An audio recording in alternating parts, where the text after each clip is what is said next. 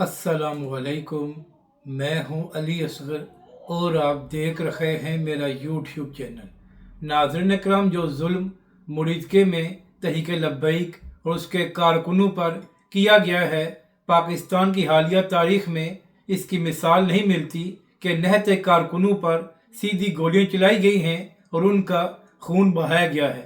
हालांकि हाफिज साद रिजवी अल्लाह और रसूल के वास्ते देते रहे कि मेरे कारकुनों का खून ना बहो, हम पाकिस्तानी हैं, हम मुहिब वतन हैं और हम मुज़ाकरात करने को तैयार हैं।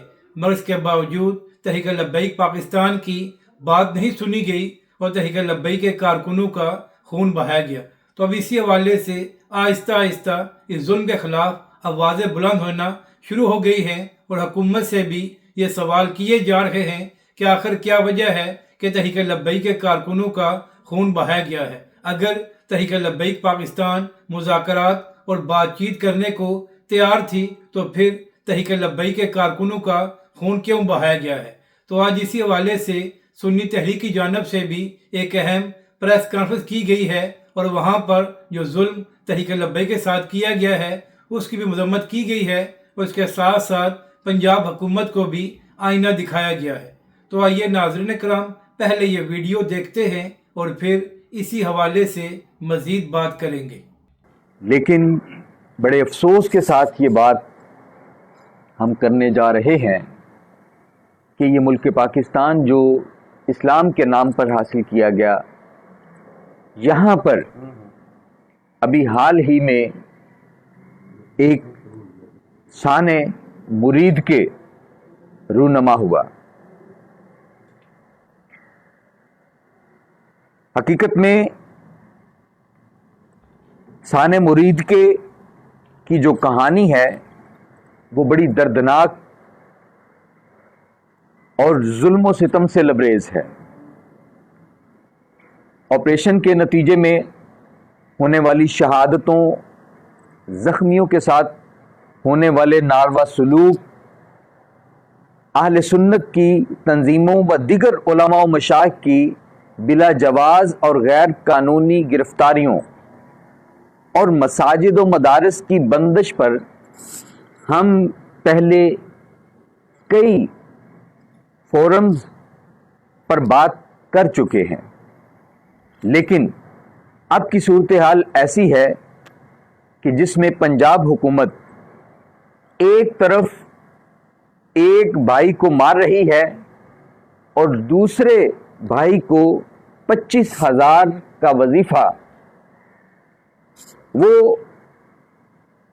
एक लालच की शक्ल में वो दे रही है ताकि ये आपस में दुश्मन बन जाएं। और इसके साथ हुकूमत, उलमा जो इस्लाम के मुबल्लिगीन हैं, उनसे एक इकरारनामा पर दस्तखत लेकर उनके आईनी हुकूक जो पाकिस्तान का एक शहरी होने के नाते आईने पाकिस्तान उन्हें देता है, वो उनसे छीन रहे हैं। वैसे तो हर पाकिस्तान के पास ये हक मौजूद है कि अगर वो महसूस करे कि रियासत उसके साथ जुल्म ज़्यादती कर रही है तो वो पुरअमन एहतजाज की सदा बुलंद कर सकता है। और ये हक एक आलिम के पास इसलिए भी ज़रूर होना चाहिए क्योंकि उसकी दीनी जिम्मेदारियों में ये शामिल है कि वो एक इस्लामी रियासत के वो कवानीन जो अवाम की फलाह व बहबूद के लिए बने हों, उन कवानीन का तहफ़्फ़ुज़ और पासदारी करे।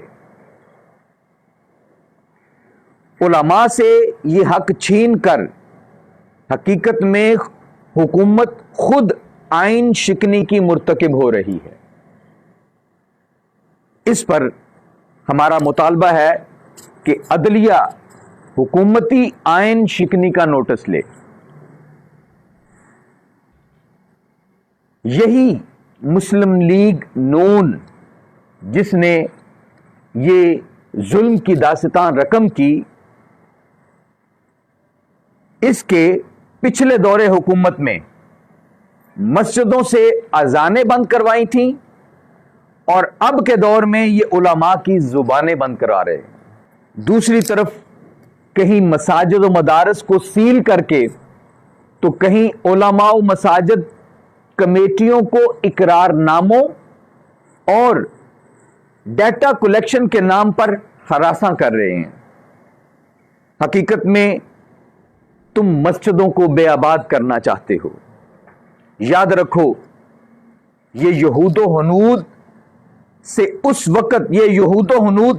تم سے اس وقت تک خوش نہیں ہو سکتے کہ جب تک تم ان کے دین میں داخل نہ ہو جاؤ۔ یہ قرآن و سنت کا فیصلہ ہے۔ اور یہ بھی یاد رکھو، یہ ہندوستان، یہ امریکہ اور اسرائیل کی دوستی تمہیں بہت مہنگی پڑے گی۔ حکمران یاد رکھیں، طاقت سے کسی کو دبایا نہیں جا سکتا۔ قرآن کا فیصلہ ہے کہ ظلم جب حد سے بڑھتا ہے تو پھر ختم ہوتا ہے۔ اہل سنت کو دیوار سے لگانے، بلا جواز چھاپوں اور گرفتاریوں پر ہم اب خاموش نہیں رہ سکتے۔ مریدکے میں جو کچھ ہوا اس کے حقائق شرمناک اور اسرائیلی ظلم و جبر سے مماثلت رکھتے ہیں۔ میرے محترم صحافی بھائیوں، اسلام اور قانون کی روح سے اگر کسی مجرم کو اس کے جرم سے بڑھ کر سزا دی جائے تو سزا دینے والا پھر منصف نہیں بلکہ ظالم کہلواتا ہے۔ لبیک یا اقصی مارچ کے شرکاء کا جرم یہ تو ہو سکتا ہے کہ انہوں نے حکومت کی اجازت کے بغیر مارچ نکالا یا روڈ کو بند کیا، لیکن قانون کی ان خلاف ورزیوں کی سزا نہ تو ماورائے عدالت قتل اور زخمی کرنا ہرگز نہیں ہو سکتا۔ اور اب پنجاب حکومت اس سفاکانہ آپریشن کے بعد یہ پوچھ رہی ہے کہ لاشیں کہاں ہیں؟ یعنی مظلوموں سے یہ تقاضا کیا جا رہا ہے کہ وہ لاشیں کہاں ہیں۔ میں یہ کہتا ہوں کہ جن پر ظلم ہوتا ہے اور جو اس سفاکانہ طریقے سے عوام پر ظلم ڈھاتے ہیں، لاشیں گراتے ہیں، کیا ان کے لیے وہ لاشیں چھپانا بھی کوئی معنی رکھتا ہے؟ کیا یہ ان کے لیے کوئی مشکل کام تھا؟ انہی کے پارٹی کے سابقہ وزیر اعظم شاہد خاقان عباسی یہ گواہی دے رہے ہیں کہ ان کی پولیس نے لواحقین سے لاشیں چھینی اور ان کو دفنانے کی اجازت نہیں دی، اور جو بیچارے جن کے گھروں میں میتیں نہیں پہنچی، ان کے گھر لوگ تعزیت کے لیے جمع ہوئے، ان کو بھی پولیس ہراساں کر رہی ہے اور تعزیت کے لیے جمع ہونے والے لوگوں کو منتشر کر رہی ہے۔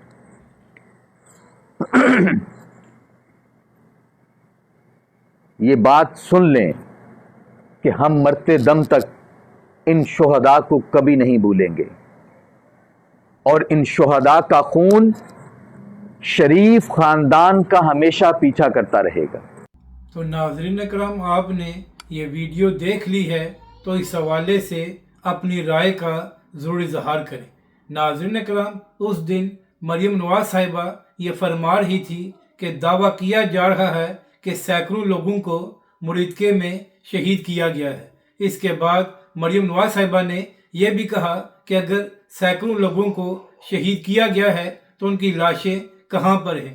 تو اسی حوالے سے بات کرتے ہوئے سنی تحریک سربراہ نے مریم نواز اور پنجاب حکومت کو یہ آئینہ دکھایا ہے کہ جو لوگ اپنی عوام پر سیدھی گولیاں چلا سکتے ہیں تو ان کے لیے لاشیں غائب کرنا کون سا بڑا کام ہے، کیونکہ ایک وکیل احسان عارف صاحب یہ بات بتا چکے ہیں کہ صرف 24 شہداء کے گھر والوں نے ان کے ساتھ رابطہ کیا ہے، حالانکہ پنجاب حکومت کا موقف یہ تھا کہ صرف 3 لوگ مریدکے میں شہید ہوئے ہیں۔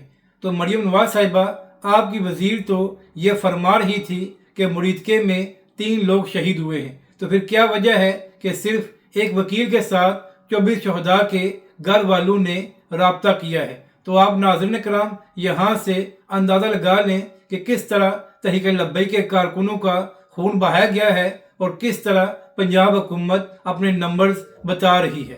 اگر ناظرین کرام آپ کو یہ ویڈیو اچھی لگے تو اسے لائک اور شیئر ضرور کریں اور کمنٹس کے ذریعے اپنی رائے کا بھی اظہار کریں۔